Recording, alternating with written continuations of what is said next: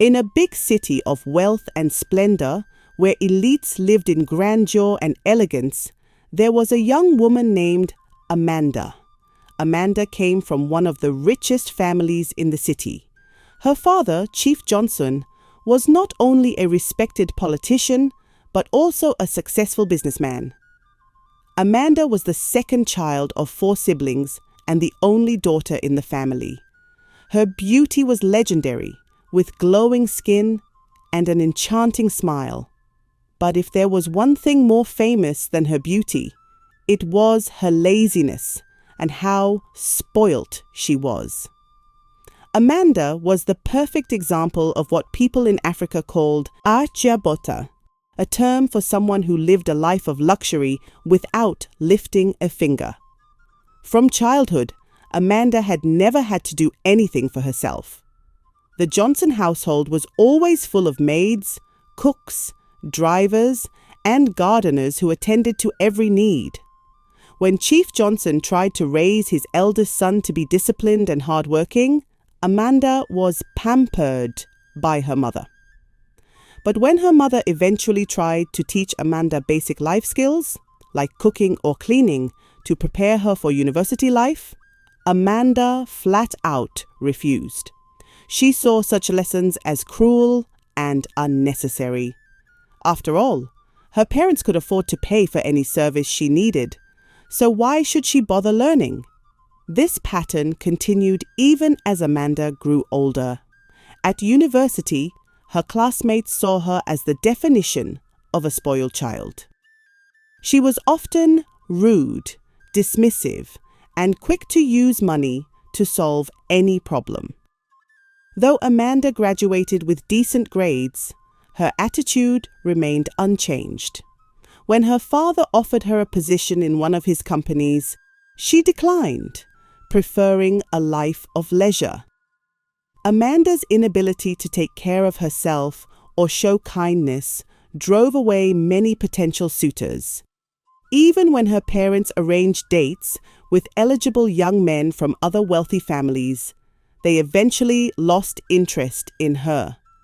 Amanda's beauty might have attracted them, but her manners and laziness pushed them away. One day, while shopping at an upscale mall, Amanda's life took an unexpected turn. She spotted a handsome young man in the same store. Instantly, she devised a plan to get his attention. She intentionally dropped a small item on the floor, pretending it was an accident. The young man, noticing her distress, picked it up and handed it back to her. "Thank you so much," Amanda said sweetly. "May I know the name of this good Samaritan who came to my rescue today?" The young man chuckled. "It's really no big deal. My name is Alfred." Alfred's calm and humble demeanor intrigued Amanda. As they talked, Alfred offered to pay for her shopping, and Amanda gladly accepted. He was clearly wealthy, but unlike her, he seemed simple and down to earth. They exchanged phone numbers, and Alfred invited her on a date. During the date, Amanda learned that Alfred was a self-made man. He came from a poor family and had worked tirelessly to achieve success. His parents had struggled to send him to school, but Alfred's determination and skills in technology had led him to create apps and software that were sold for millions. Now he owned a thriving tech company. Amanda was mesmerized by his story and his humble yet confident nature. To her, Alfred seemed perfect, wealthy, kind, romantic, and, most importantly, very handsome. Alfred, too, learned about Amanda and her family. Despite noticing her entitled attitude, he was drawn to her beauty and charm. Amanda's infatuation with Alfred grew quickly. She decided she had to make him her husband at all costs.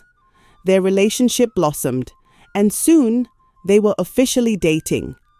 Yet, as they spent more time together, Alfred began to notice troubling signs. Amanda's rudeness, her laziness, and her reluctance to do anything for herself. But blinded by love, he chose to overlook these red flags. As their relationship deepened, Alfred often visited Amanda's family home. He noticed that the maids did everything for her, from cooking to serving meals. On the rare occasions Amanda visited Alfred's home, she always convinced him to eat out instead of cooking together. Alfred, who appreciated home-cooked meals, found this disappointing but didn't press the issue. One day, Amanda made a surprising offer. Knowing how much Alfred loved home-cooked food, she suggested that his maids take the day off so she could cook for him. Alfred was thrilled. When he came home that evening and tasted the meal Amanda had prepared, he was amazed. The food was delicious, as though prepared by a professional chef. Amanda's culinary skills seemed flawless. However, Amanda always chose a time to cook when Alfred was away.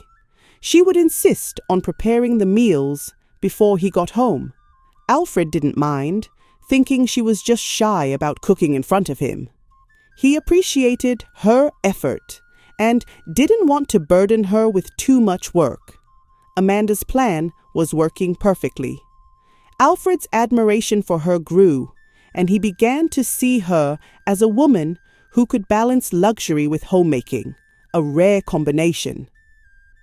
In no time, Alfred proposed to Amanda in a grand and romantic gesture. He organized an elaborate engagement party that left both families overjoyed. Amanda's parents, who had worried about her inability to find a suitable husband, were ecstatic. With the engagement formalized, wedding preparations began in earnest. Alfred's parents, though proud of their son's success, still lived in their village. They had always preferred the simplicity of rural life over the hustle and bustle of the city. Alfred explained to Amanda that as part of their tradition, she would need to visit the village and perform certain rites before the wedding. Amanda was horrified at the idea. She couldn't imagine leaving her comfortable life to visit a place she assumed would be dirty and uncomfortable. But Alfred assured her it was a simple and necessary step. Reluctantly, Amanda agreed. She shopped for items she thought she might need and prepared herself for the journey.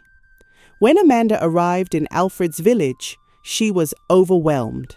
The environment was vastly different from the luxurious lifestyle she was used to. Alfred introduced her to his parents and relatives, who warmly welcomed her. Amanda put on a brave face, though she couldn't hide her discomfort.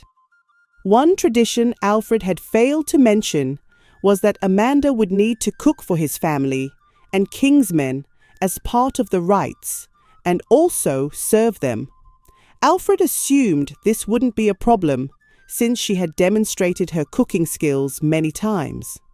When his mother requested a simple dish of jollof rice, Amanda's heart sank. Little did Alfred know that Amanda had a secret. Every time she claimed to cook for him, she was actually buying food from a high-end restaurant and transferring it into her pots to make it look homemade. She had no idea how to cook, let alone prepare a dish as popular and beloved as jollof rice. Panic set in. Amanda desperately tried to recall what jollof rice might require.